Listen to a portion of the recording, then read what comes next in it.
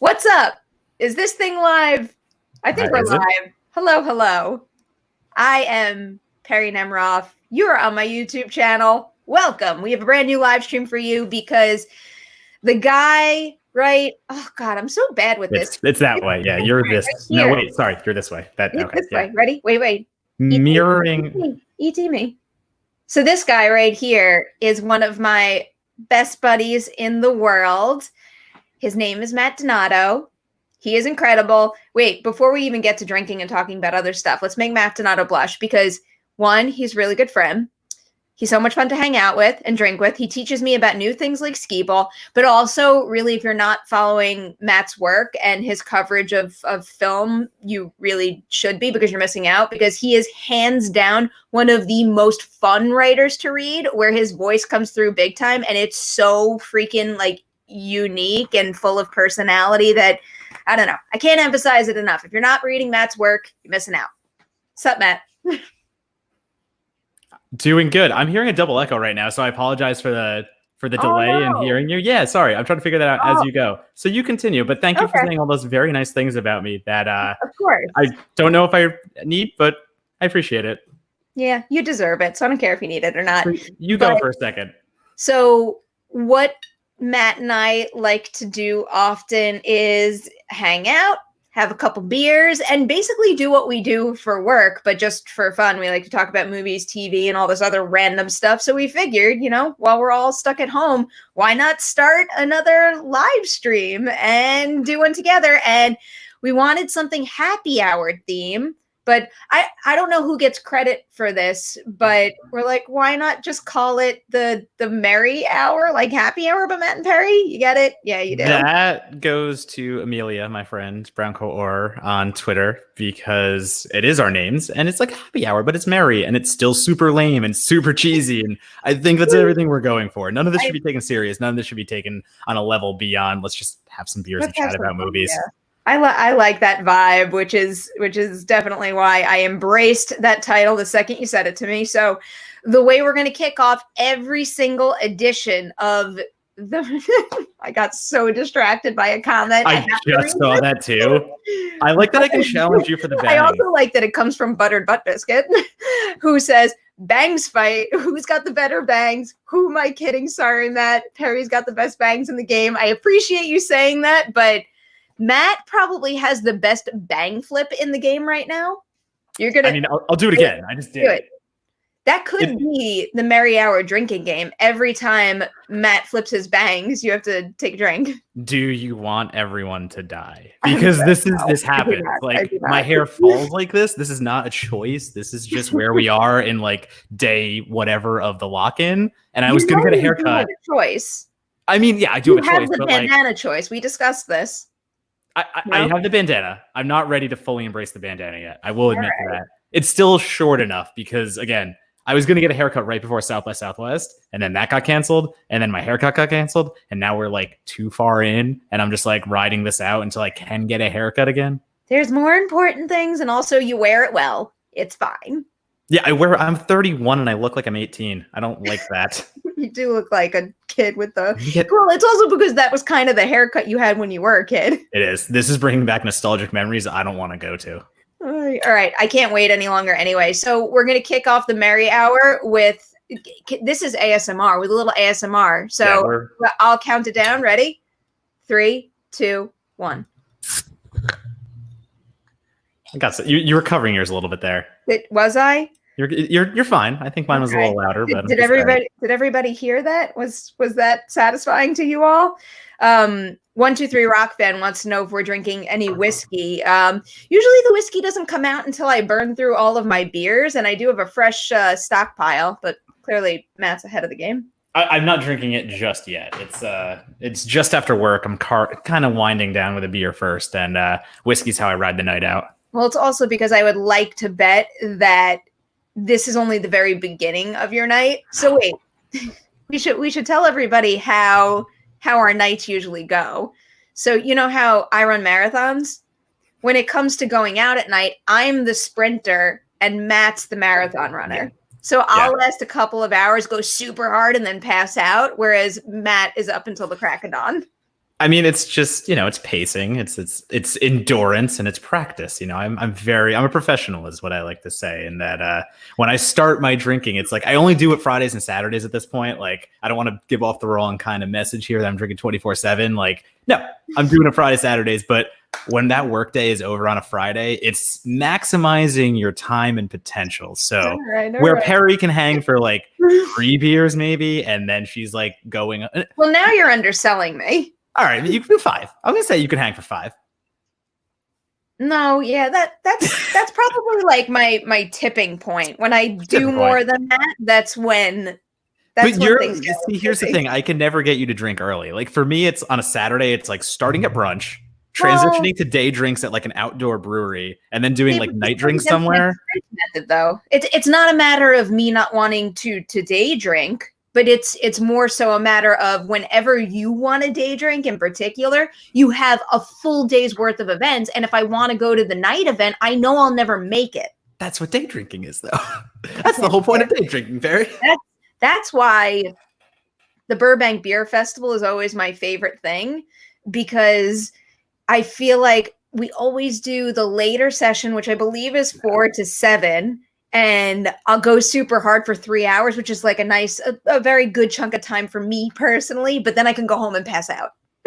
I miss so much. When I lived in New York, they had I will not wear shirts with sleeves. I absolutely will not do that. I'm so glad you addressed that. Yeah, I'll address that. Dark side, you're at the wrong live stream if you want to. It's 93 degrees. Wait, hold on. It's 93 degrees here, and I don't have air conditioning, so I'm sorry. My comfort is trumping your. You don't have AC in that apartment? No, not yet. I moved here. I moved here last August, and it was kind of like cool enough, so I never jumped in to buy AC. Okay. And now this is like a heat wave in LA. So yeah, you're gonna have a rough go of it. It can get pretty bad. I will be purchasing air conditioning. I just didn't think I needed it in April. Well, and like now you're kind of screwed because I imagine there's nobody out there, In any case, around new AC.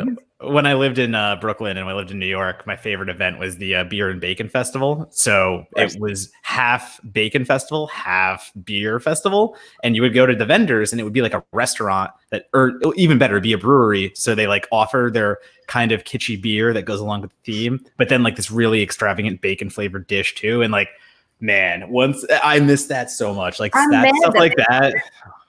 Wait, there was that. What was the other? Didn't you go to another thing, or was that Max Avery up by Hunter Mountain? That was Vermont. Yeah, I went with Max one time with that. Oh, okay. And that was a combo of beer and what? No, that was just beer, but it was just in the mountains on a ski resort, so it was hella fun because you get to go up high altitudes and go try these crazy beers. I think it was the resort that was right near where we were living when we shot Child Eater, right? Yes, that was, that's exactly what it was. It was an experience. Wait, we should tell everybody how we met because it is a really cool story, especially if you're a film lover. Do you want to do the honors? Yeah, I mean, we both have a little bit of a different perspective, but I think it's pretty simple. Yeah. You want me to do it? Go for it. Go crazy. Yeah, sure. I mean, the long and short of it is it's still industry based. I mean, I met Perri as I was starting out as a young critic in New York, and it was the New York City Horror Film Festival, like my first festival ever. So I was all geared up to cover the shorts and cover everything. And lo and behold, there was a short block that had Perri's Child Eater short alongside, if anyone saw Vivarium or Without Name, director Lorcan Finnegan also had his short Foxes in there. So it's just funny the talent number one that came out of it between you, Erlinger, and Lorcan Finnegan. And yeah, I wrote up a little review for Child Eater. And I'm just starting out in this stuff. And I don't think anyone reads my work. I still don't think people read my work. It's the writer's complex. It's you just write something and put it out, and you don't really know what happens to it. But yeah, I got a comment the next day, and it was from a Perri Nemiroff, and apparently she worked with the film, and apparently she was part of Child Eater. Was so appreciative that I wrote about it. So you talk for a little bit on the comments, and that's about it. And you're kind of like, all right, that's cool. And I forget what movie it was. I forget what screening it was, but I went to a random screening room in New York City to see a horror film. And I heard Michael Gingold talking to someone, and he said Perri. Oh, and I'm like, okay, like Perri is kind of a name that isn't super common. I don't know any other Perris. And I immediately was like, walked over, I'm like, Perri Nemiroff? And you're like, yeah. And then so immediately I'm like, oh yeah, I'm the guy that reviewed Child Eater. And so like it's that weird thing where number one, like you're not in this to like get recognition to make friends, I guess I would say. But like, you're writing just to write, but then all of a sudden you write something that somebody enjoys. It just happens like naturally. And it was like, ever since then, it was just immediately natural. I don't know how else to put that. I feel like that was the time when the idea of this business being a place to, I mean, it sounds so cheesy, but it's serious, make friends really took hold. Because that's when like our little New York contingent started to come together, because I had met you through the film festival. And then I think the very first time maybe I ever met, it was the very first time I ever met Angie Han, but maybe Christy Puchko too, or maybe I had met Christy face to face before that, but we all came together on the Now You See Me set visit. And that was like the point where it wasn't just seeing acquaintances out and about. Like, we were like a group. Actually, I met Eric even before that, because I met Eric on the Immortals set visit, and that Immortals, story. Yeah. Oh, man. So what happens on a set visit is the studio will make sure you have a ride from the airport to the hotel, which I was very thankful for, because it was my first set visit and I was very scared. But what they do is that a lot of people fly in on the same flights, and Eric was on my flight, so we had to share a car together, and Eric took the car and left me at the airport. Is he going to get mad that I'm telling this story? No, who cares? No. It's number one, it's Eric. Number two, we all know he's a piece of shit, so whatever. No, he's not. He's wonderful. I know. That was sarcasm. I love Eric. That was our first bonding experience. And then, soon after that, it was just our little group living it up in New York until I ruined it all.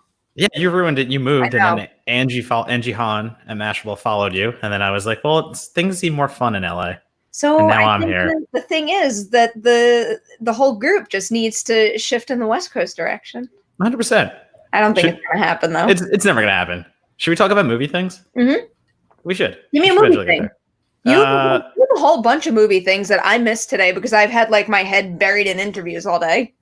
Yeah, I was going to say, I already saw somebody bring up Scary Stories 2, which I wanted to, I mean, not even that's something to talk about. It's just the fact that we now have pretty much confirmation that the Scary Stories 2 sequel is happening with the same creative team. So Andre Overdahl is going to direct it again? He's coming back. The writers are the same. Everyone, you'd have to assume if they've got them, then the writers are coming. The actors are coming back the same as well. So, I mean, cool. Like I mean, I struggle with the reaction there because my take on Scary Stories is very much that it was a great introductory horror film. It was a really good balance of scares and young adult storytelling that can get young horror fans excited about this genre. And if they can do that again, then I'm very sold. I just the underlying story elements about I don't know if we're allowed to spoil things because like it's already been out for how long, but like it's been out for, I think it hit theaters last August, if I'm correct. But I liked Scary Stories for the most part. I enjoyed it quite a bit, but I think that some of the scare scenes were really good, and some of the filler in between is where it was losing me. But I do remember, and I'm not going to spoil what happens at the end of the movie, but I do remember it ending on a note where I genuinely wanted more. And I'll always say yes to anything Andre Overdahl touches. I mean, the creature effects are what 100% I'm backing here. And the creature effects is, if you're doing it practical and you're bringing Javier Botet and like all these, like, it's not even Javier. I'm blanking on the name. The guy's name is like Twisty or something like that. He has like a nickname, and he played. All I can think of right now is Pretzel. I know. I mean, in any case, there were numerous special effects actors in this film. They all got them in to play different creatures, and you're not skimping on it. You're not skimping on the fact that monsters are monsters, and you're honoring the actual stories, illustrations that really got under your skin. So as long as you can do that again, I'm all here for a sequel. I mean, the fact that we're getting it at this point, cool. I mean, the thing is, when are movies ever going to come out again? So I don't know. Oh, don't say that. Soon enough, when the time is right. The time is right being, I don't know. I'm a very impatient person. So as much as I want things now, the last thing I want in the world is to put anybody's life in jeopardy, or to be in the kind of situation where we get what we want now and then it's taken away again because it's too soon. So I will patiently wait, and I will see what I have access to. But I really, truly wouldn't mind rewatching Scary Stories also. Yeah. And also reading the book. That was another thing so they sent us the book to prep for the release of the movie. And I was a little jealous that I was a kid that didn't grow up with that book, because I think I'm a little too old for it, because It doesn't read very well as an adult, but it is very much a children's book. I would have been totally into it. My books growing up were Goosebumps. I read a lot of Goosebumps. I was a little weenie when I was a kid, so I didn't read horror books. That's the truth. Like, I didn't get into horror until college, and I went full force. Yeah, 100%. Yeah, I was terrified of. We never discussed this. What's the first horror movie you ever saw? I mean, okay, so there's the first horror movie I saw, or like the first horror movie I ever appreciated, because I saw plenty of horror as a child, and I ran out of the room screaming, and I couldn't handle it. I avoided anything that was horror related, like it was the plague. Even going to Blockbuster, wow. I would not walk by the VHS rack where I could see like Chucky's face and stuff. And I'm not even kidding. Like, you got Chucky all over your apartment. That's the whole 180. That's what my parents even make fun of now. They're kind of like, you wouldn't even walk by his face in a public space. What was your you sent your Mondo Chucky vinyl to me, right? Oh, it's so good. Yeah. What was the thing you got in New Orleans also? What was your art? That was my Trick or Treat Sam art from some street artist in New Orleans. I feel like you should tell everyone the story of my art. I feel like you should tell the story of your art. I wish I had a photo for reference right now. Yeah. Oh, that's right. It's in LA. Sorry, you're in New York. It's in LA. So we go to New Orleans last May for the Overlook Film Festival, and during the day when films weren't happening and drinking wasn't happening, or drinking was happening, we went around and we went shopping, and we wanted to get, stuff from local artists, and we walked into this one shop. Immediately everything caught my eye. Like, I knew I was going back to that store.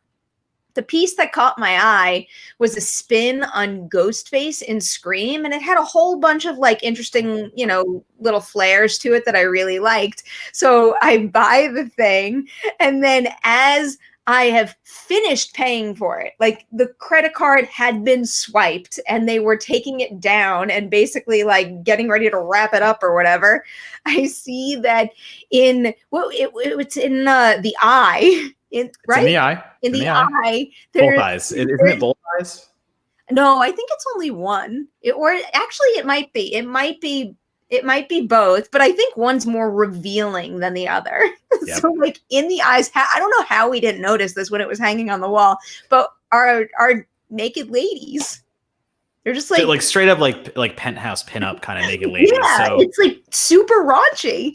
And I must have gone back and forth with you for like days and days and days because they were going to ship it back to me in LA. I'm like, should I cancel it? Should I swap it for something else? I don't know what to do. And then it makes it look better. Like that is like some really subtle art. The fact that we didn't notice it looking at it because we were so enamored by it's like a graffiti kind of Scream face, and it looks so cool. And you're not even looking at the eyes, and then you look at the eyes, and there's just straight up pornography in the middle, and it's I'm pretty sure I could find a picture somewhere. I mean, the funniest part to me is how hung up you are on it. You're like, can I even put this up in my apartment? I was so embarrassed. Embarrassed to what? You could get it and be cool with it, but what if what if I brought someone home from a date and they looked at it and they're like, ew, what are you into? You brought someone home and the other numerous horror paraphernalia why is that going to be the one thing to scare them off? I don't know. I have the weirdest shit in my apartment. I legit keep a Michael Myers mask in my kitchen. Yeah, I was just going to say, I think that's the last thing. And also, you're in LA. It's some hipster art bullshit. You can sell what it is and you have to worry about it. You're really just digging for that. Too. And I feel like this touch makes it even more memorable to me. All right, I'm getting. Oh, here we go. Here's all our Overlook stuff. That's something that I missed from this year. I really wanted to go back to Overlook. I just want to go back to a festival. I just want to hit a horror festival. Yeah, I get it. It's so cool. Honestly, it's so cool, and I would hang it up in my apartment in a heartbeat. You guys could see that, right? You can't see the pornography, but you can. Yes, you can. Look at its eyes. You're so bad. Look at its eyes. See? I see boobs now. Yep. But it was like this from a distance. And again, it looks so cool. Honestly, that is a crazy piece of art, and it looks really fun. Yeah, I still love it so much. In any case, quick question from Mirror Domains: when will Antlers land, and can it recover from a later release date? So I actually think that Antlers, I don't think they've announced anything. I think that was one of the movies that wound up under the TBD heading for all the release date changes for Disney Fox. But that's one of the movies that I think it might be more beneficial for them to just release it digitally. Because I don't think that's the kind of thing. Originally, I did think it was going to be maybe a crowd pleaser type of horror movie, like A Quiet Place, but I'm starting to get the other feeling now. Yeah. So I think they might want to let us watch it right now, because I think it has a better chance of catching on. Yeah, I agree with that 100%. I think we're being sold through marketing, like you just said, very much Quiet Place vibes. But I think it's going to be more A24 kind of horror. I think it's going to be something that aligns more with aligning more with The Witch or something of that nature. So it's really generating a lot of, not generating, it generated a lot of hype until the fact that it never came out. And now it's just in limbo. VOD would be great for that, just like the New Mutants. Like, what are we even doing with the New Mutants anymore? Why are we still holding on to that? Like, 23 even wrote in the chat, let's have a moment of silence for New Mutants. Yeah, like fucking cheers for New Mutants. And I just want to see that movie. I don't care how I see it at this point. Just release it and let me see it, because I really do believe in Josh Boone. I think we are, no matter what, going to get a movie of a certain level of quality, if not higher, that surprises us. But man, that's just like, it sounds so childish and silly, and what's the point in saying this? But it's not freaking fair, like what happened to the end of the X-Men film franchise. It's been on my mind a lot the past couple of days, because I don't know if you saw on Collider, I posted that little clip from my interview with Nicholas Hoult, where he just, he was super nice, and he gave me kind of like a behind the scenes look of how he processes whether or not to sign on for a franchise movie. And obviously the X-Men film franchise had a number of bumps in the road towards the end, but then Dark Phoenix. There were beyond that, also out of their control. It's like, Dark Phoenix wasn't a great story, period, regardless of the Disney Fox deal. But I feel like New Mutants is just getting screwed right now. And also, who knows how much of the problems with those movies come from, I don't want to even say studio execs meddling, because studio executives are also there for a reason. And I'm not going to go out and say that every single filmmaker has the best ideas in the world and doesn't need anyone to rein them in, because sometimes that collaboration could be a good thing. But with those two movies, I do get the sense like it was a too many cooks in the kitchen type thing. Yeah, I think with Antlers, you got to get that out to the public at this point, because I even forgot it was supposed to come out, and horror is my jam, and like, this is what I do. So it was fresh in our minds. It had all the hype off the trailer. It had all the hype off of everything. And to kind of just shove it to the side. And if you really want to go theatrical and you want to be real about this, we don't know when we're going to get back in theaters. Theaters opening up does not mean that we're actually going to go back to them. So the AMC theaters even said they're not opening up until they get new product. Yeah, and guess what? They're also like probably going to go bankrupt, like, because they couldn't get a loan and things of that nature. So everything is so uncertain at this point. I think Antlers go VOD, and I mean, the New Mutants is just such a sad case itself, because number one, it got dealt the bum hand of having studio meddling. Number two, then the merger happens between Disney and Fox, so then everything gets shifted there. Number three, now the version they were gonna put out that was gonna get released was Josh Boone's original version. All those talks about reshoots and all those talks about recasting even and things of that nature, we were going to get the movie that Josh Boone actually wanted to put out. And now I just hesitate to think that more time means they might rethink the movie they're actually going to release. I don't know. I think at this point, they're better off just letting Boone release the movie that he wants to release, just to, keep good ties and relationships with him. I mean, what's the point at this point of changing things and not letting him do what he wants? But, I mean, actually now that sounds like a pretty ignorant statement, considering I don't know. No, we don't. That's the thing. We do not know what the quality of the movie is, but none of us do. None of us have seen it. None of us know. We just keep hearing this mythical New Mutants movie that surely exists, but I've never seen it. I can't wait for evidence of. I can't wait to see it. Nothing's going to stop me from being excited when that thing finally comes out, one way or the other. It's superhero horror. I mean, it's superhero horror, and I know Doctor Strange superhero horror.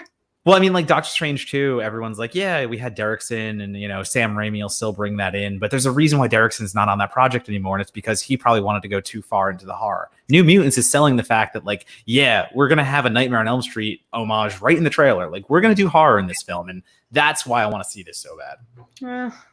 I don't know. I still have faith in Sam Raimi doing like if 100%, 100%. If you're not going to have Scott Derrickson, having Sam Raimi was a nice backup. But wait, before we even continue, we owe Stephen Fate a cheers because he was our first official super chat of the episode. So Stephen, thank you. This is to you.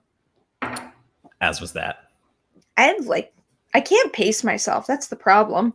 Did you finish that beer? I'm pretty close to it.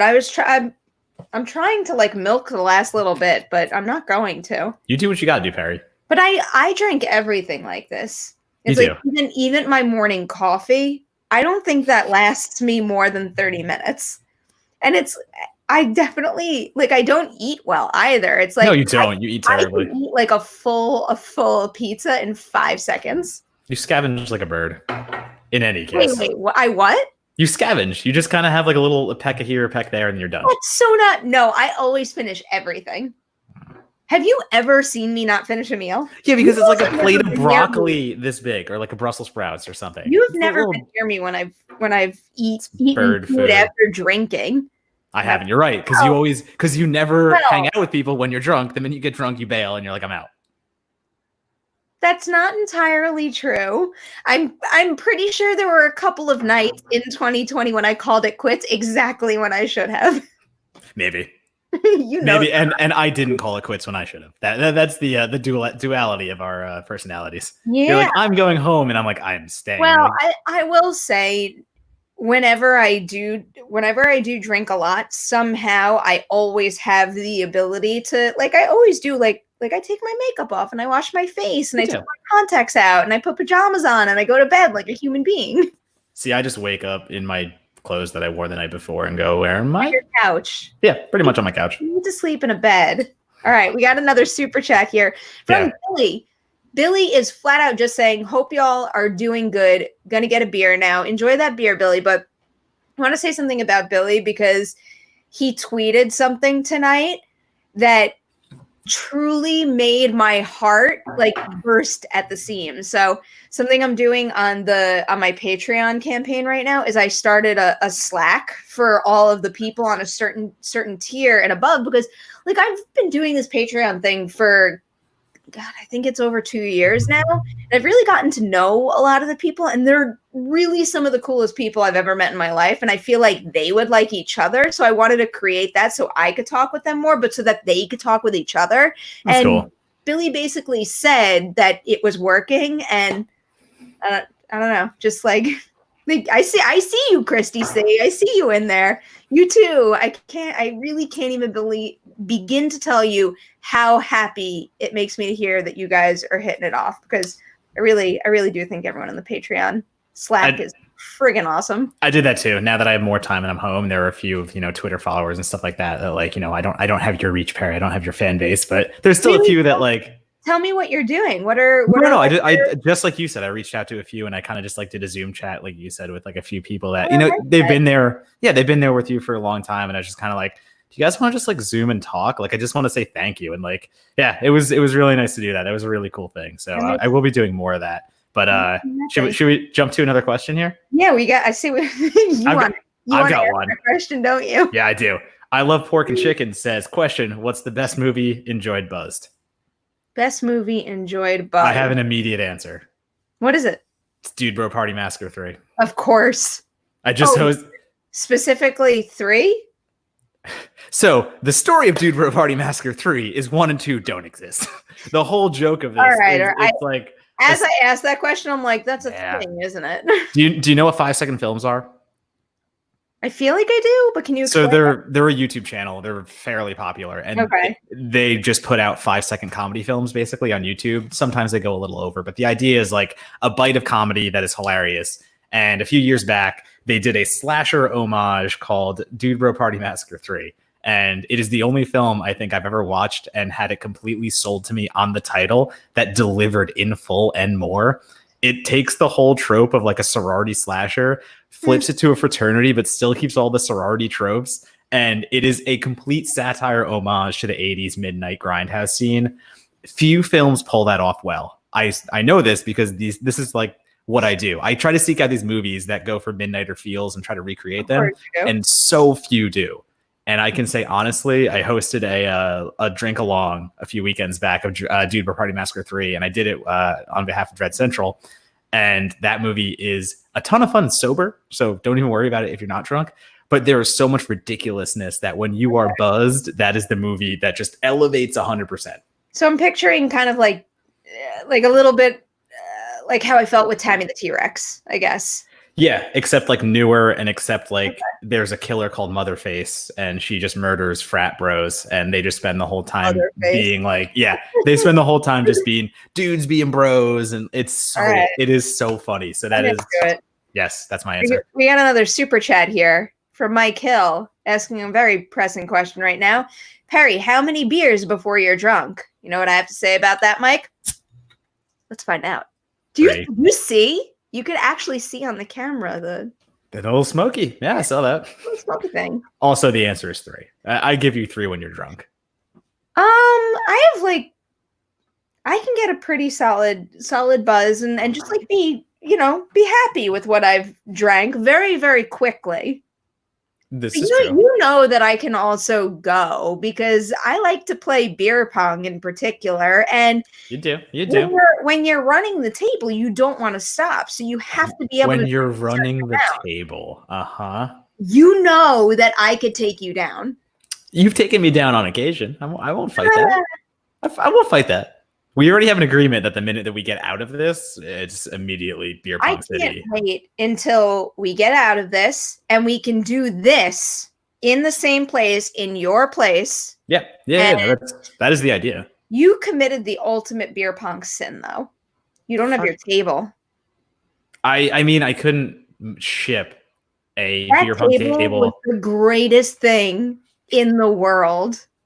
So yeah, context here. And it wasn't even mine. It was my roommate's. My roommate, who I lived with in New York City, he was a frat bro in college, and of course, he made a beer pong table out of all the caps from beers that we drank. It was a very nice table. The thing he didn't do was lacquer it correctly. It was a great table, but also it wasn't lacquered correctly. So like the beer would seep into the wood and get moldier and moldier. So I wasn't bringing that with me anyway. That was very much a like part of my life that I'm happy to have lived, but also good enough to let go. I'm on the hunt for a picture of this glorious beer pong table that had like all the memories in the world. I actually, in scrolling, I didn't find the table, but I did find a whole bunch of, this is from Matt's roof. Oh, the fireworks, yeah. Fireworks. Well, because I was on Brooklyn and I was right on the water. Parties. Yeah, so we had new parties to come, but I don't know, like the parties that you used to have in your old apartment were hands down some of my favorite nights. I mean, I'm out in LA now and you're not here. So once this all gets done, I'm already planning. You don't understand. Once we can actually socially interact and like it's accessible and we can do that kind of stuff, I'm throwing a party here. What is this actually? So I was looking for a picture of your old beer pong table, and look, this is your apartment. We're playing on a different table, but your beer pong table is up against the wall. Oh, that's Halloween. Was that No, that was New Year's Eve. But that was why? New Year's Eve because we were not. Why is the table against the wall and we're not playing on it?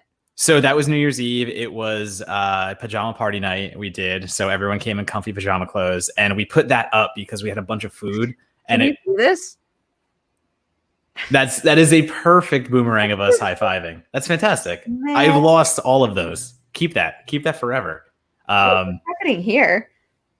I love how you're just going down memory lane right now. I am. This is so much fun. Oh, the shot ski. I got rid of the shot ski. That was my own personal little shot ski that we used to play.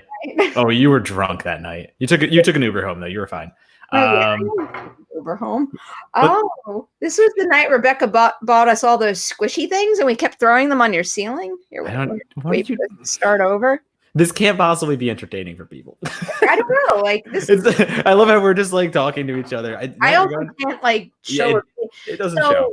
I will say that Streamlabs. I keep calling it Streamlabs. It's StreamYard. StreamYard is a new thing for me. For anybody who's been watching my Saturday live streams, I've been using OBS, and I've kind of gotten into the groove with that, but I definitely have had the itch to do live streams with multiple people, and I think that StreamYard is proving to be much easier. And like there's a lot of functionality here that I think is going to make it a better experience that I can continue to build on quicker and easier. So I'm moving over here. I can't remember why I'm on this point. Oh, Neither can I. It's because there's some behind the scenes tools where I can drop in graphics and things. Oh, nice. Okay. Like, let's say I knew part of the reason we're doing this show is so we could just shoot the shit and not plan anything. But if I had planned that I wanted to show you guys some photos and videos, I could have dropped them in and then, use the functionality that StreamYard gives me to show them to you. So, question time, because this is very Perri related, and okay. I think I might know your answer here, and I'm curious. So, question from Mirror Domains: coming soon has a poll up for the best scene in Jurassic Park. So where does Perri weigh in? I voted for the lunch scene where Malcolm presses Hammond. What do you think my scene is? I've ranked the scenes before. Okay, I didn't read it. I'm not cheating, I promise, and I'm not ignoring your work. I did a long time ago. For some reason, I want to say it's the cafeteria scene. You mean the kitchen scene with the raptor? Yeah, sorry, kitchen scene. Yeah.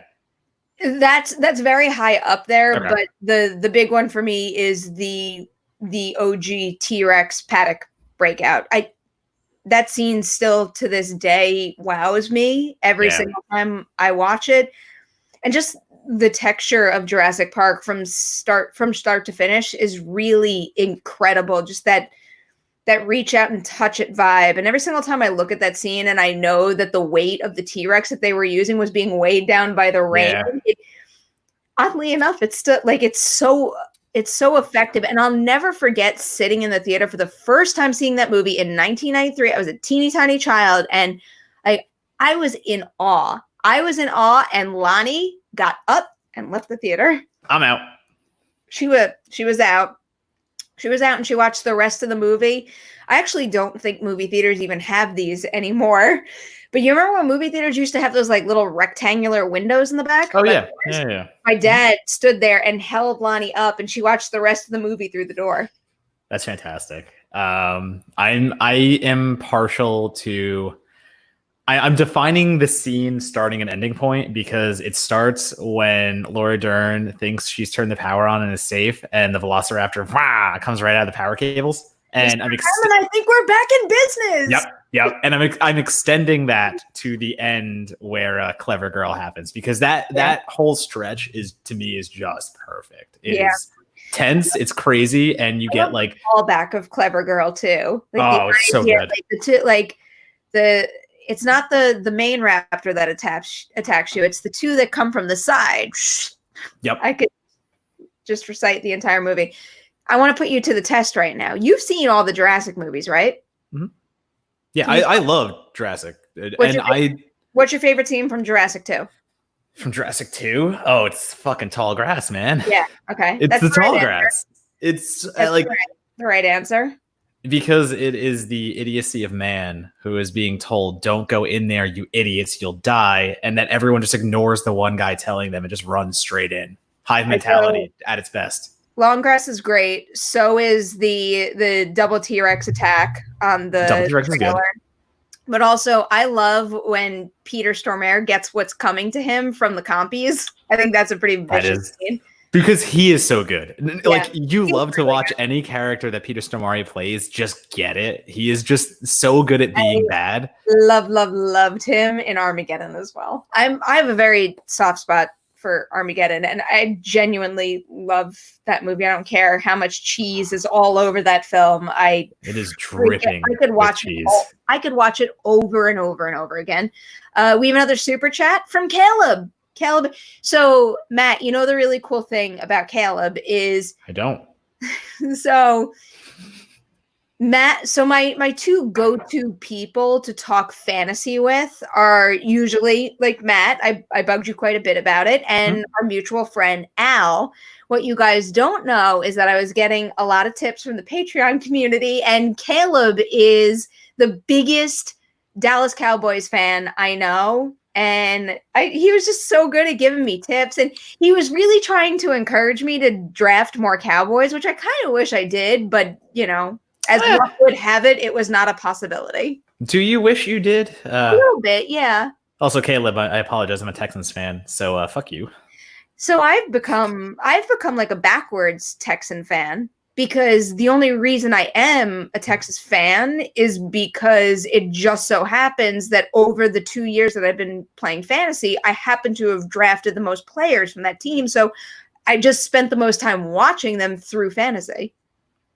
Yeah, it's funny how fantasy kind of shifts that. Like, I'm always ride or die Texans. I try not to let it overtake my actual, like, fantasy and fandom. I try not to let intersect. But I do have those friends that are like diehard Jets fans, and all of a sudden they're rooting against the Jets because they want to win their fantasy team. And I'm like, that's not how this, like, fantasy is fun. Don't get me wrong, and I'm playing for money. But my team winning, I still want to see my team win the Super Bowl. Like, you don't throw your team away in replace a fantasy. That's not how that goes. It really does mess with my head, because I became a very big Deshaun Watson fan, and I wanted to see good things for him. But, whether it's rooting against your team, or even when you have two players playing against each other, like when one of your star players is playing your defense, it's this incredible push-pull that makes no sense at all. And it's so strategy stressful.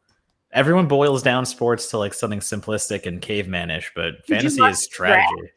No, not at all. I'm not watching some online draft. I kind of liked it. Like, it was very, very long and very slow, and I certainly did not watch it all. But I will say that some of it almost brought tears to my eyes.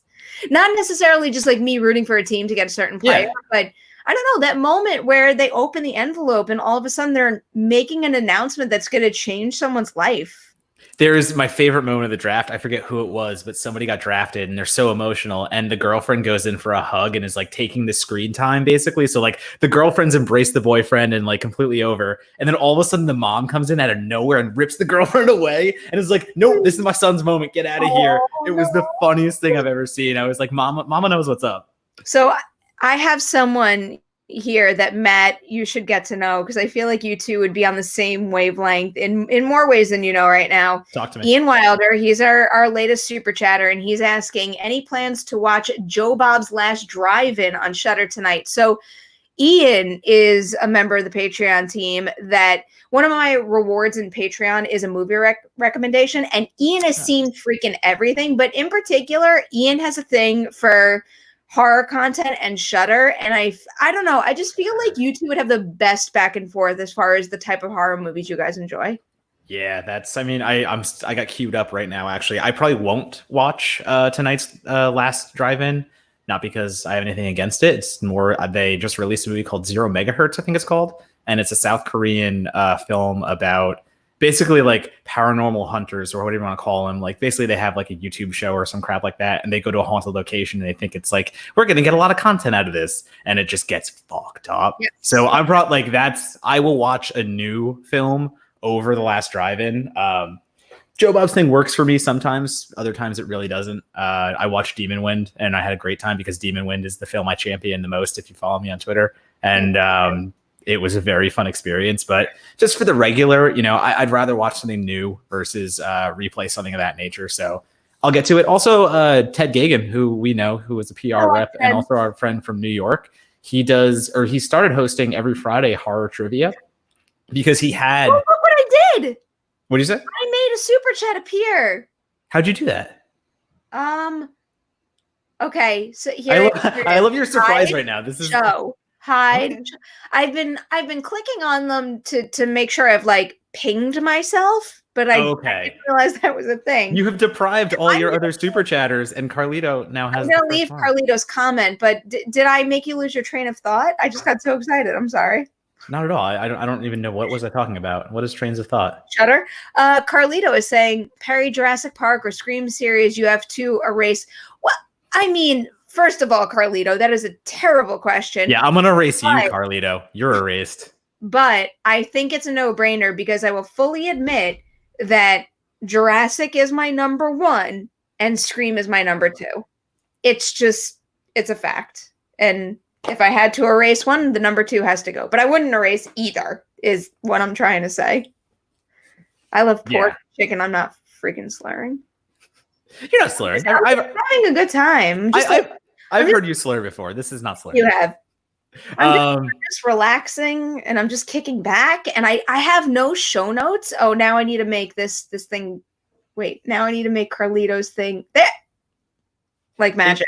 In any case, I just saw something over here that got pushed out of my window. So Perri, say something really quickly. Wait, can we show other comments? Like, I see MK Songbird right here. I'm signed into your thing. We can legit just put up anybody's comment that we want. MK Songbird has been such an incredible viewer across my YouTube channel and also the Collider YouTube channel. Can we talk about the Golden Arm episode? Oh, did you watch this, Matt? I haven't watched any Quibi content. I'm going to be honest. I passed on it all. I think I went too all in on Quibi. I don't know. I just wanted to... Quibi dropped to number 40 on the app downloads in like 3 days. It took like, what, 3 or 4 days? Quibi is going to die a quick and painful death. I don't want to admit it, but I'm losing faith because it's unfortunate because it is. I will say that literally all of the content I've watched on Quibi is at a certain level or above. And I do think that it's above the majority that we get elsewhere. I think they have had high production value across the board, a whole bunch of very talented individuals being a part of these products. And we've seen the results of that. But the whole platform still makes no sense to me. I feel like it's caught between an awkward middle ground of the traditional movie or TV show versus something like a short and sweet TikTok video. There's no middle place where people actually want to watch that stuff, whether or not you still have things like Uber and mass transit up and running. I don't think that's going to change anything.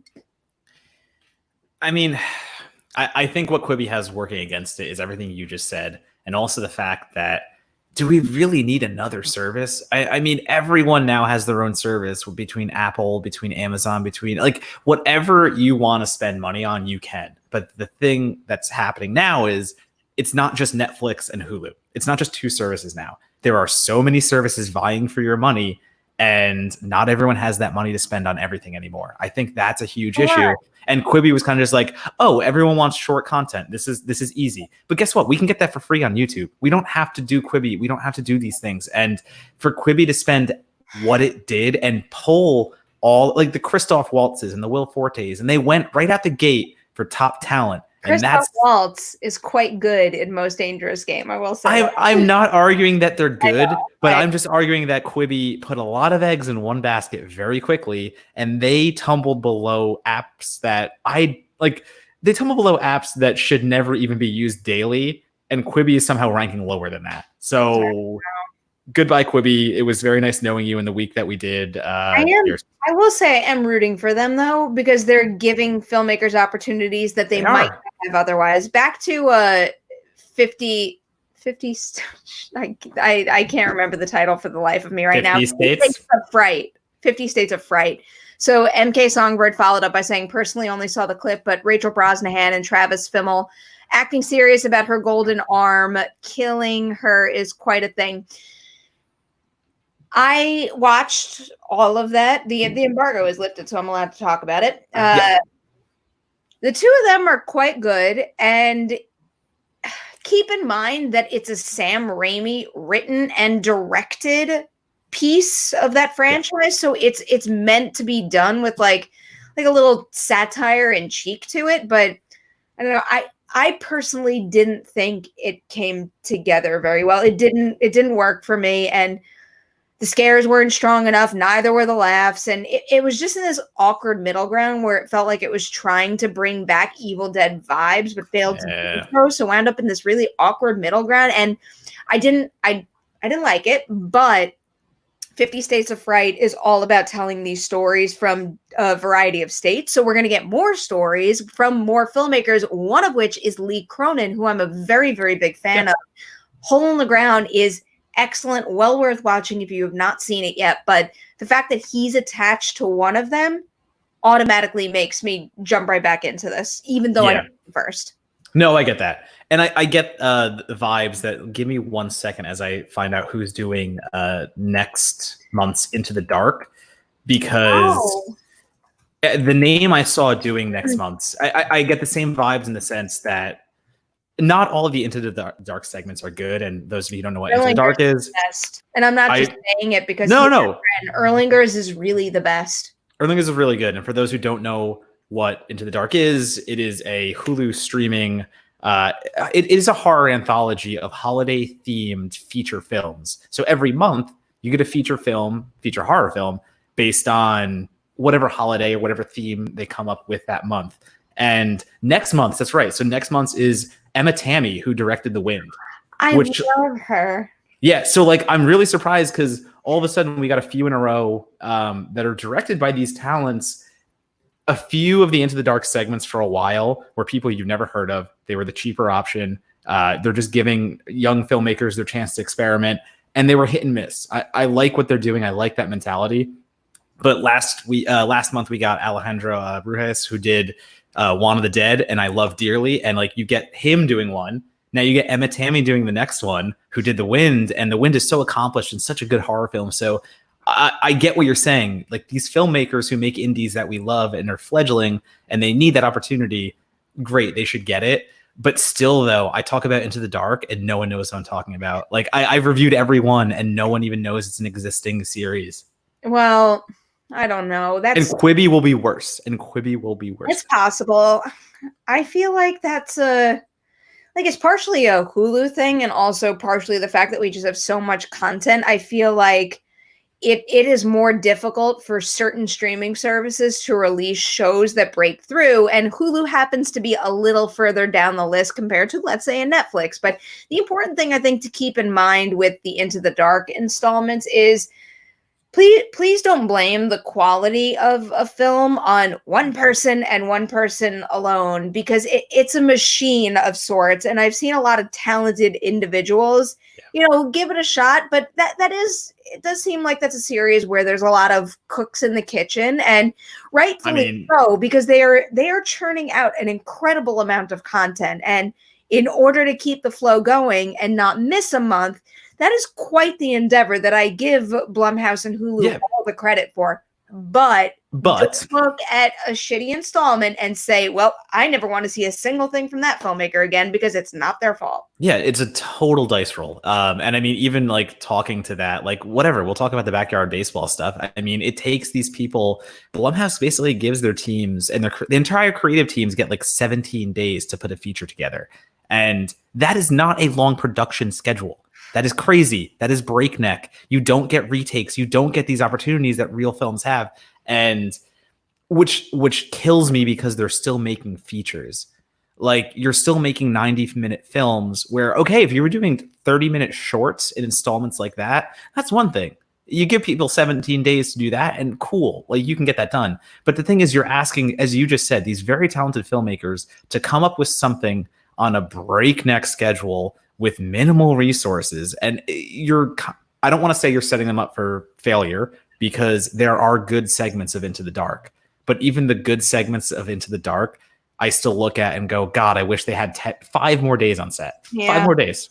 Well, it's one of those situations where there's like an obvious positive and a negative, where they are given tools that they might not have had otherwise, budget that they might not have had otherwise, but that budget comes with certain requirements and comes with executives weighing in and making changes, and it goes hand in hand. But there's a lot of very talented individuals getting involved in Into the Dark, and I haven't seen Emma Tammy's installment, so I can't even weigh in on that. It's next month. It's next month.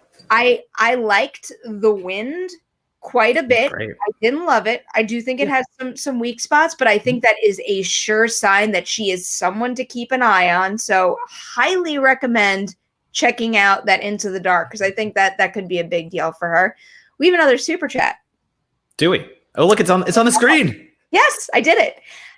Did you like or hate the Game of Thrones ending? That's all you, because I don't watch Game of Thrones. I never watched it. I think I was okay with it while I was watching it, because I think the curiosity of how it was going to end took over, and I was just so excited to get an answer that I was okay with it. But, when I gave it more thought after the fact, it was so clear that we're talking about a show that took the time to build very slowly and methodically over the course of how many seasons, and then all of a sudden we got our answers basically crammed into one single episode. And the last season and the last episode in particular felt mighty rushed and like a whole bunch of missed opportunities. But I don't know, I understand that series is very important to a lot of people, so I understand the outrage and how upset some were. That isn't necessarily my series, though, in that respect. So while I was disappointed in hindsight, I wasn't flipping out about it. Yeah, for me, I didn't watch it because it was like this looks dumb kind of thing. I just review movies, and it's like I at this point in my life, I can only watch what I get kind of paid to do, which sounds shitty. But like the amount of stuff I cover on the movie side, TV is the one thing that falls to the wayside for me so bad. Like I've never seen Breaking Bad, I've never seen Game of Thrones, and I'll catch up eventually one day when it's not relevant to pop culture. But can you hear the rumbling on my side right now? The rumbling? No. What are you doing? The garage door is opening. So. No, you're fine. You know what I want to do, Matt? What? So I was telling Matt before we even started that my mom is probably watching this, by the way.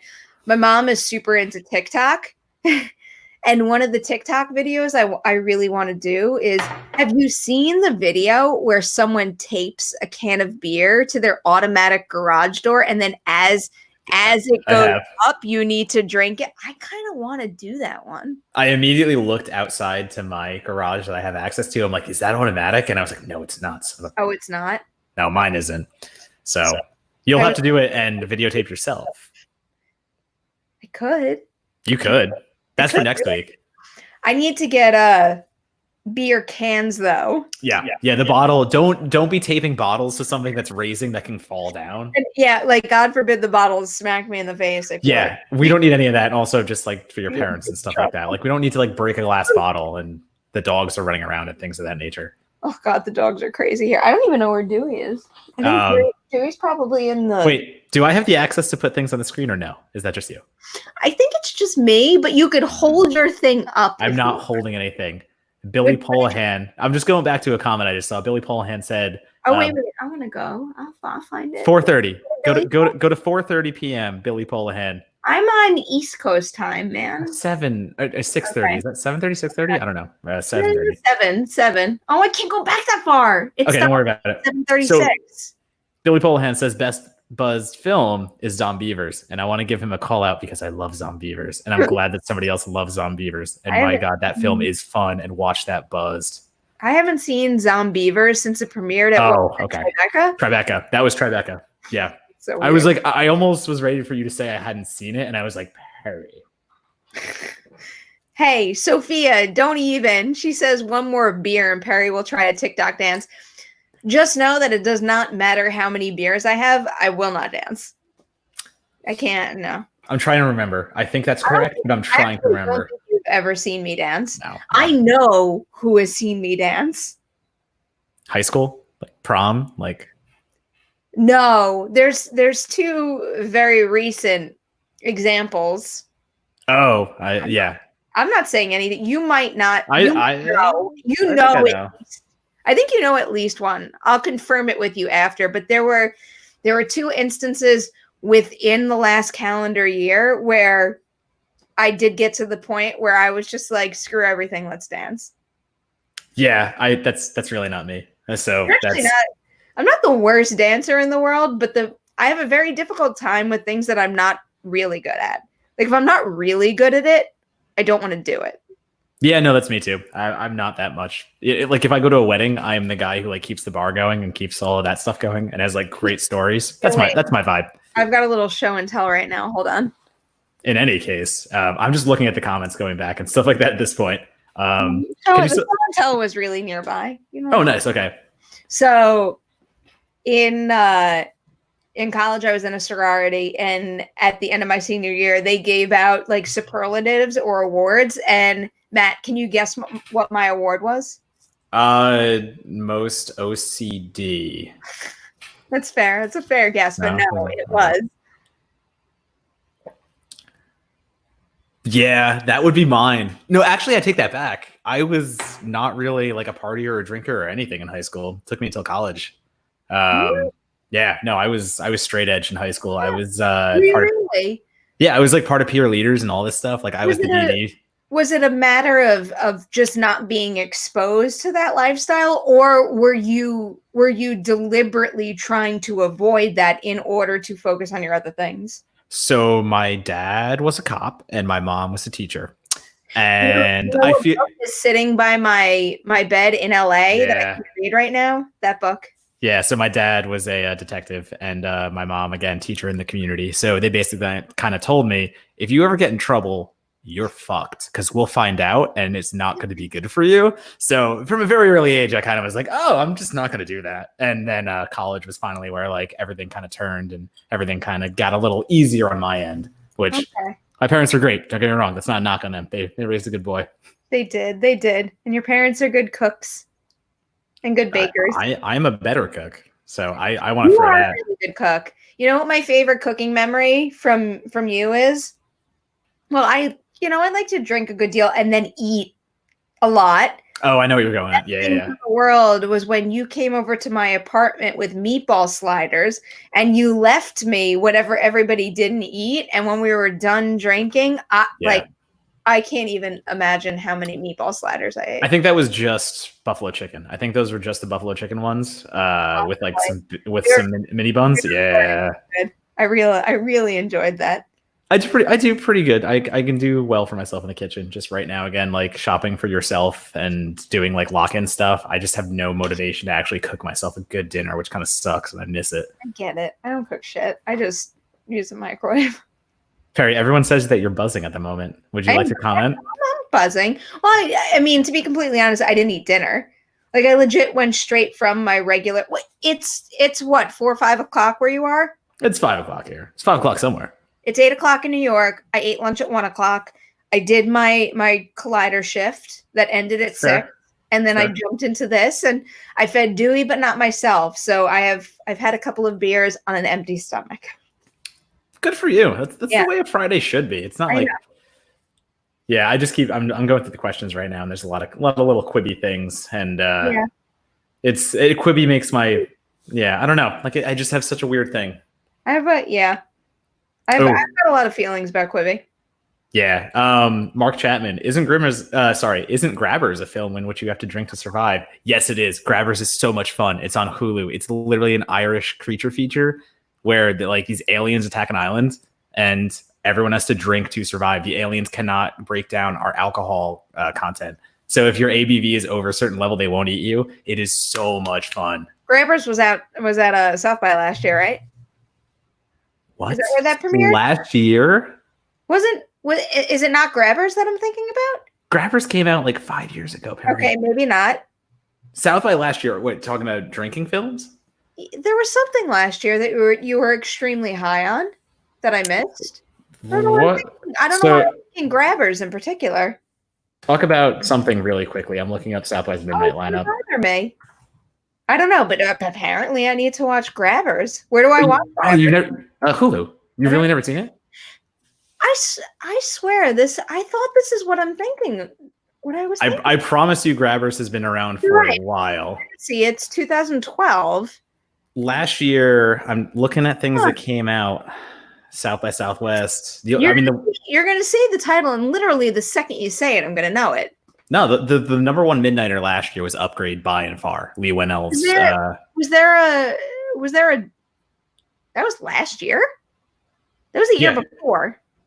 Wait, I did 2018, didn't I? Yeah, there's no way. I did 2018. I take it back. There was another horror series or a genre series that you were really into last year that I put a pin in and never got around to and was deeply regretting it.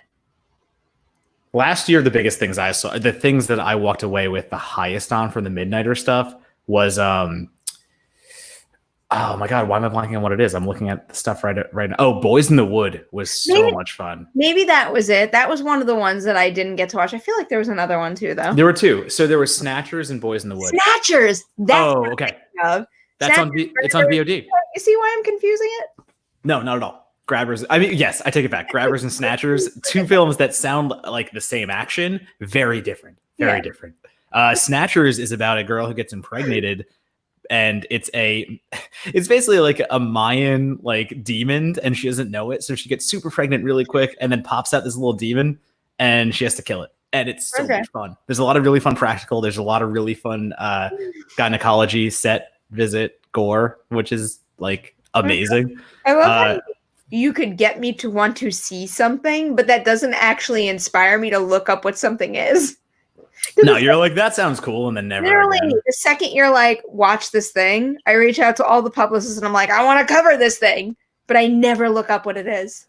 Yeah, and something like Snatchers kind of sucks because WB took it and they just did it was the smallest rollout I've ever seen. It like they didn't send any pre-press, they didn't do any marketing for it. And you're WB, like even if you're going VOD, give it a little money, give it something to promote it.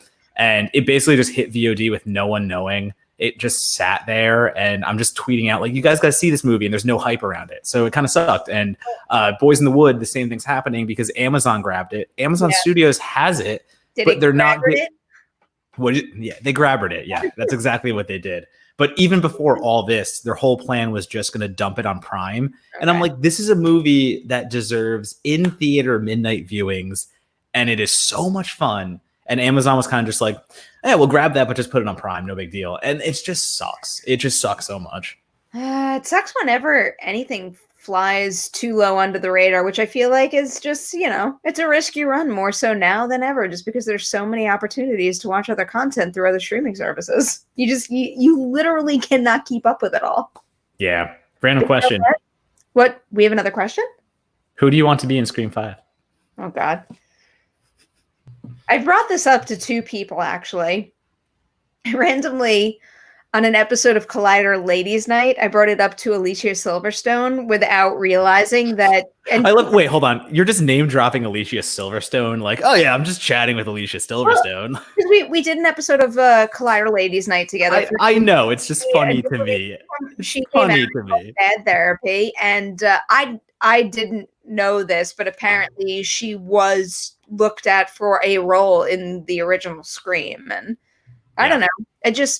I think she's an undervalued current star that got famous through 90s rom-coms, but it's like I feel like people brush her aside because everyone associates her with Clueless, and like you've never had a movie as big as Clueless since, but she really hasn't stopped working since.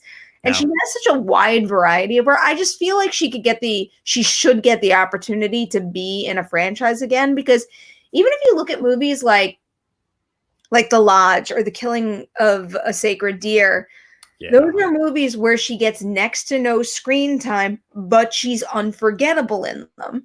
The Lodge especially. I mean, The Lodge, her role is minimal. But it's a showcase of what she's really capable of and what I don't think she's getting credit for. But the other one that I mentioned it to was I also did a Collider Connected interview with Caitlin Deaver, who is hands down one of my favorite people on this planet. One, because I think she is crazy talented, but also she is a very nice individual, which goes a long way with me. But I don't know. I want her to be able to do everything in the world that she wants to do. And if this new Scream movie needs, a new lead, a new face, I feel like she could do a lot with that role. Yeah, no, I totally get that. And there's like a renaissance for some certain actors that kind of come back into play. And again, Alicia Silverstone, people know her for very specific roles. And then to see her interject into something like The Lodge, where you just said she's not even a big name in it. Like she's not in it for more than a few minutes, but the impact, it goes throughout the entire film. You still remember her as things and keep going. So I think that's huge to her. Do we want to put what do we want to do with this? It's 5:09. I don't know. I don't know. I'll keep answering questions. I don't care. Like, this is fun. Behind the scenes right now, Matt and I were like, how long should we do this for? Like 45 minutes? That seems reasonable. But now we're over an hour. I feel like we should wind it down soon, just to, keep some questions on the table for next week. I mean, things happen week by week. Like, I don't care. Like, I was just gonna say, there's a question here that there was a question here I wanted to ask. If you've got questions you want to answer, like, throw them out there, and the second you're done, you like give me a wave and we'll do an outro or something. No, and that's I'm not. Don't be on my time. Listen, I'm on your channel. I don't want to like encroach on your territory here. Like, this is our show. This is whatever we want it to be. Also, do you see how my hair is slowly like clumping together because it's 93 degrees and I'm starting to sweat profusely? I can see you like starting to get a little it's brutal eyes. Here. In any case, did you see One Cut of the Dead? I actually didn't, and I'm I'm kicking myself for it. So I can't watch anything until end of day on Sunday because my top priorities before Sunday are watching as many Kane Hodder Friday the 13th films as possible because I'm moderating a panel for him. So, I mean, really, if you guys have any burning questions for him, drop them in the live chat right now, and I will ask them. I'm open to all suggestions, but I'm doing his panel for Mainframe Comic-Con and also David Dasmalchian. Yeah, so right now I'm just focused on what they're working on, and as soon as that's done, I'll probably shift gears and watch. No, that's dope. I mean, I'm doing the same thing. Like, literally, my night tonight was just gonna be like finally relaxing for once because the week is over. I'm like, cool, like I don't have to work anymore. And then I immediately get hit up there, and a site is like, "Can you review Extraction?" I'm like, I guess I'm watching Extraction right after this and writing a review. And then another, my Critics Association was like, "Hey, can you go on a live show where we're discussing 3 new titles?" And I'm like, well, fuck me. I guess I'm watching 3 new titles before that. So yeah, I understand that completely. But no, MK Songbird said, "What are your thoughts on One Cut of the Dead?" And I just want to drop in real quick because I was mediocre on One Cut of the Dead, and I was the tremendous minority opinion. And I just want to tell my experience really quickly because I feel like my viewing experience was different from everyone else's. Everyone else that loves it, which is like 90% of the people I talk to, they love it because they saw it with people. They saw it in a midnight crowd. Everyone was having fun, and everyone was in the right mindset to experience what happens throughout this film. And I want to say that you have to stay with the whole film.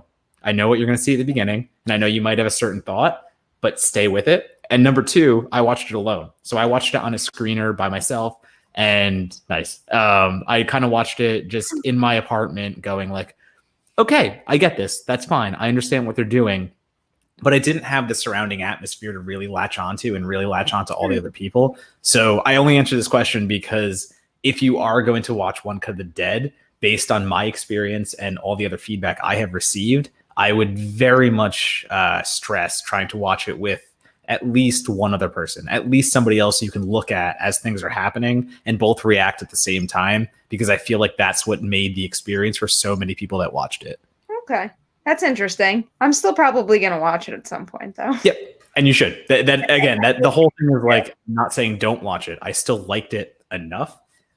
I'm just thinking of all the people at festivals that were like, that was the best film I ever saw. Like, it won Fantastic Fest, Fantasia. Like, every film festival I went to in a year, it won every audience award. So there's something behind that. There's something behind the fact that this communal experience made One Cut of the Dead what it is. And I just don't want to oversell it. Okay, I hear you. I think one of my biggest wishes for 2020 is that we're in a safe enough place to be able to have Fantastic Fest. Yeah, I mean, I'll admit, I do think that's seeming more and more unlikely as we get closer to the actual date, but I don't know. I want there to be a turnaround. No, so Fantastic Fest is September for people that don't know, and for those of us, that are in the industry, that is a question. It's like, are film festivals even going to be okay? Because I go to North Bend Festival out in, on the West Coast. That's right. As you went last year. That was an experience. That's an experience, but that was also an August festival, and even they were like, this is now an October festival, so they've pushed back. Yeah. Fantasia is one of my favorite festivals in Montreal, and I go every July. That one is already in flux. We don't know what's going to happen. They say they might push back to end of summer, but again, I don't know if that's going to be real. So for me, Fantastic Fest is the barometer. If we're okay to have a festival atmosphere at that time, I will be the first one to be like, yeah, I'm going, but I don't think we will. And I don't mean that to be a downer. I just think that I don't think that a festival can happen in 2020. I just think it's not a thing that's going to happen until 2021 when more things are figured out. I think we're not going to be in large gatherings until a little longer than we thought. I have seen, those reports out there that suggest that I believe it was strictly Los Angeles was not going to have any major sporting events until 2021. Yep. And, as much as that breaks my heart, whatever we got to do to get through this as safely as possible while taking care of each other. So 2021. But in the meantime, that means more of an excuse to do nonsense like this every Friday night. As I flip my hair, yes. I was gonna say, who wants to play the bang flip drinking game? Next week I'll do it. I'll do it with you. Every time I bang flip, I will 100% drink. I already finished. I'm on my vodka and ginger beer at this point. Of course you are. Of course. Yeah, I had a second drink lined up. I knew that beer wasn't gonna last. I'm not surprised. I had brought my bottles of beer, but I clearly didn't bring enough. But it has become an essential list on the an essential item on the shopping list whenever we do venture out. Nice Pennywise glass, by the way. But God, we got to do more of this. We got to get more booze. I mean, we're gonna do it every Friday. We're gonna keep doing this every Friday at 4 p.m. PST, 7 p.m. EST. Right here, join us. Also, chime in the comments below. Let us know what you liked about this, what didn't work, especially as far as the tech goes. If anything didn't look or sound right, do tell me, because this is my first time using StreamYard. And from my perspective, it seems like it's totally fine right now. One of my major goals for next week, because I can't figure out why I can't get rid of it right now, is that StreamYard logo. The powered by that's right here. Yeah, right there. Yeah. I should have access to make that go away, but for whatever reason, it didn't work. Maybe I'll make a lower third, or I don't know, something. I'll make something fun. Yeah, I figured out my tech issues real quick. I apologize. My iMessenger was open on my laptop. And apparently the live stream started and the link you sent me to post just started playing. So I'm like, what is happening? I'm going crazy on my internet and stuff like that. It was just on my iMessage. I'm like, oh, that's learning weird. Okay. Curve. We're going to all figure this out together. We're going to figure it out together. It's going to be wonderful. And look at this. We got a super sticker. The episode with a super sticker. What is a super sticker? I don't know. Put it on the board though. Put it up. I don't know what it is. I don't know what it is. Caleb is sending it, so that makes it extra special no matter what. Yeah, but he's a Cowboys fan, so it's... Be nice to Caleb. I demand it. Thank you guys so much for watching tonight. Guess what? The Merri Hour.